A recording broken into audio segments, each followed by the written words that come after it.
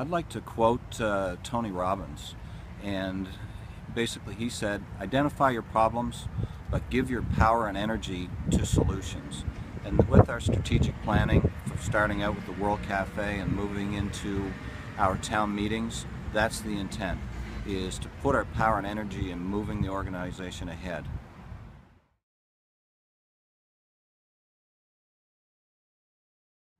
In our board meeting today, we did a quick review of where we started, where we are, and where we want to be.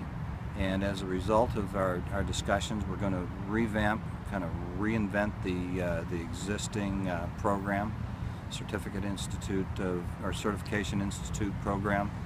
And with that, we're going to further expand and take that where you're the best in the business to becoming great in the business as far as being a CEM.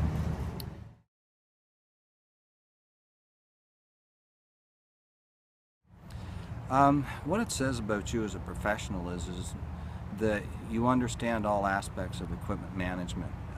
Gives you that knowledge base where you're comfortable with sitting with the accounting group, sitting in front of a board of directors discussing financials, standing up in front of your mechanical department discussing life cycle issues, etc., or reassuring the client that you've got control of your fleet and you understand how to manage it, how to deploy it, and how to work with it.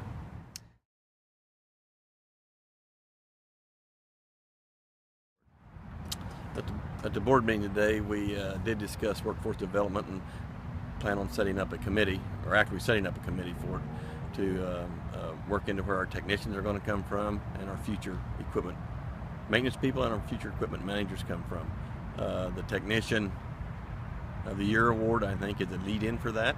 I think it promotes that profession and that position, and I think it opens the doors for people once you have that award into the equipment profession and our industry in general, our construction industry. But yeah, at the board meeting today, we hope to get the committee moving and going here, and by the fall meeting or even by the summer meeting, we will have the retreat meeting. We will have the committee together and start making some progress with that.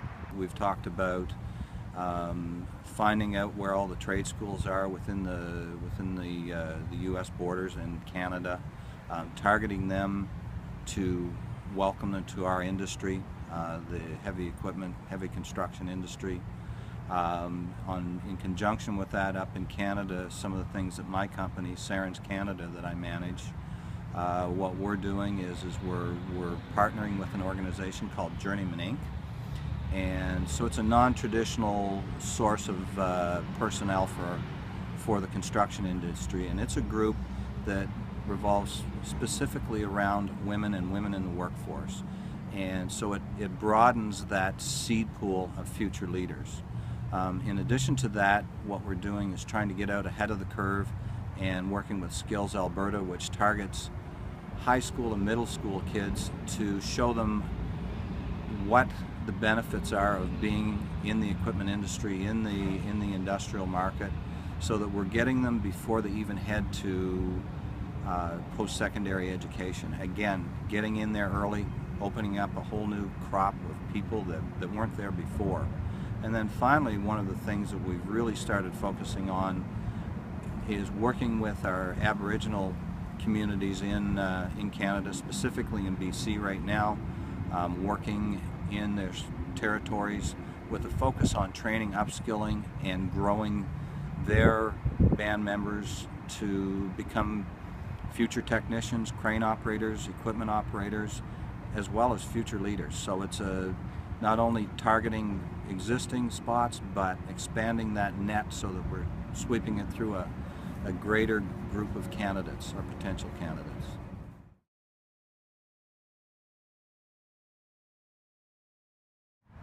Well, we started the whole ISO certification process for the Telematics. I think it was in Chicago and earlier this year, and it is in April, I believe it is April to July ranges for review, and it'll actually come out in December, which is about 6 months longer than what we had originally anticipated. However, I think it is still about 2 years shorter than what it normally would have done to put something through ISO. I think it's very important the manufacturers will pick up on this. Hopefully some of them will start working on it prior to the December, as it's pretty much given that everything's looks good, everything's going to happen. And then after December, I think you'll see a lot of the manufacturers pick it up as pressure from our end user group starts pushing the manufacturers to do this. And I think it's pretty much a given that everybody's going to follow that route.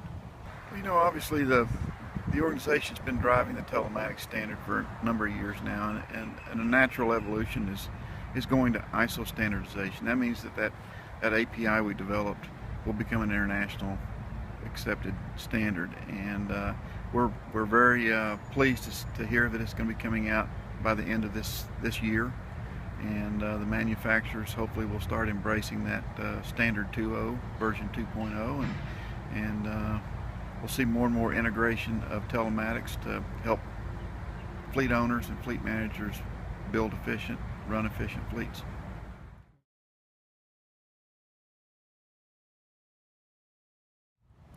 Well, I think most manufacturers look at the international market now, and once it is ISO certified, you're going to see them.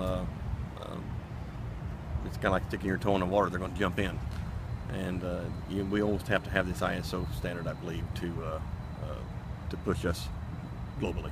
I think everybody globally is starting to learn more and more about telematics, and they're using telematics in their day-to-day operations, as they should, because it does drive efficiencies.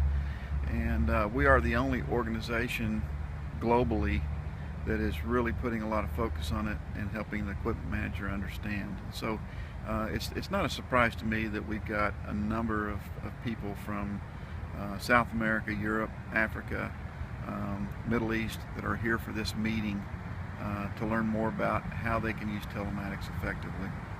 And I think we're going to continue to see that growth and more interest as we do as the ISO standard rolls out.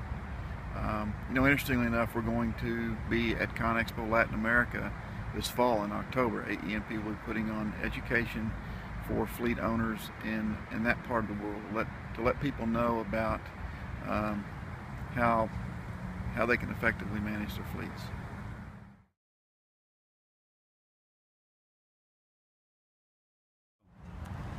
I'm assuming that hockey stick analogy is because I'm Canadian, and it's all about keeping our stick on the ice and pushing that puck down there to get that goal. So our exponential growth is, I guess, due to the association that we've got with AEM and AEMP on the new telematics standard. We're gaining traction through our resurrection of the association with AED, and in addition to that, just being a CEM belonging to our organization is lending credibility and credence to the equipment management professional in the market that's out there today. Well, obviously meetings are attendance is somewhat tied to the economy, but I think the topics that AEMP is covering, we're covering world-class, providing world-class education on critical issues facing the industry, things like safety, things like telematics. But you know, this again is the only place in the world that you can come and get a well-rounded educational focus on what you do as a fleet manager, and not only that, to be able to sit and talk with your peers, some of the what I would consider the giants of the industry in fleet management are at this meeting, and they're very open. This is a place where people take off their competitive hats and they just talk openly about what's going on in the world and how they're solving the issues that are facing equipment managers.